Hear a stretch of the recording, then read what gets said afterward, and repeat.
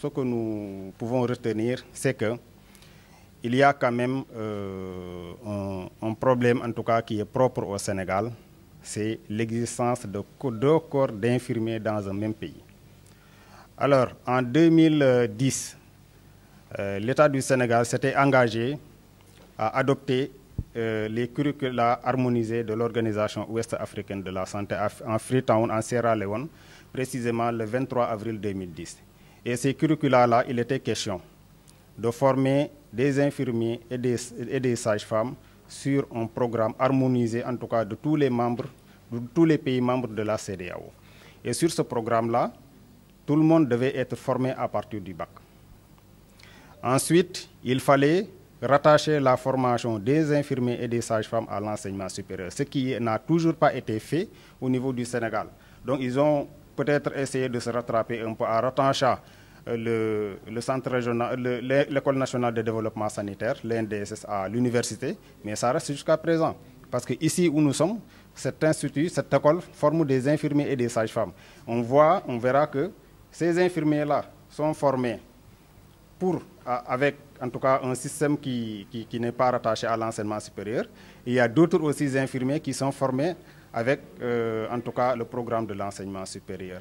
On voit aussi que certaines universités ont commencé à former des infirmiers d'État, ce qui fait une cacophonie dans la formation du personnel paramédical, en tout cas des infirmiers particulièrement au Sénégal. Donc il est question, je pense, sincèrement, de pouvoir harmoniser tout ça et de pouvoir faire respecter en tout cas la résolution de Freetown à laquelle l'État sénégalais s'est été engagé. Donc, pour régler ce problème-là, il faut un peu respecter cet engagement, rattacher toute la formation des infirmiers et des sages-femmes à l'enseignement supérieur, que ce soit au niveau des écoles de formation comme les CRFS, l'école ou bien les instituts privés et autres, parce que c'est là où le monde se trouve actuellement. Si on va un peu au niveau de la sous-région, on verra que beaucoup de pays ont appliqué ces curricula-là, ils sont en train d'avancer.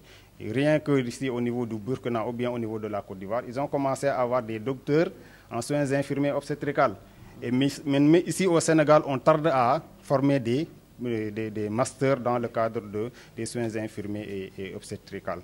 Donc, parce que aussi il y a une nouvelle tendance qui concerne l'universitarisation des sciences infirmières et obstétricales. Ici, on ne parle plus de soins infirmiers, mais on parle de sciences infirmières et obstétricales.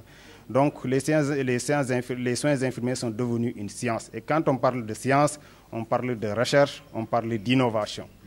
Donc, il va falloir qu'au niveau du Sénégal, qu'on puisse évoluer un peu.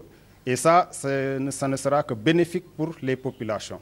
Parce qu'un personnel très bien formé, c'est un personnel qui va peut-être donner des soins de qualité. Et ça, je pense que l'État sénégalais l'a compris avec le référentiel Sénégal 2050, surtout au niveau de l'axe 2 qui concerne le capital humain. Et quand on parle de capital humain, on ne peut pas avoir un personnel de santé qui est mal formé ou bien très peu formé. Merci beaucoup. Moi, je m'appelle Ousseynou Kama. Je suis le président de l'Association nationale des assistants infirmiers diplômés d'État du Sénégal.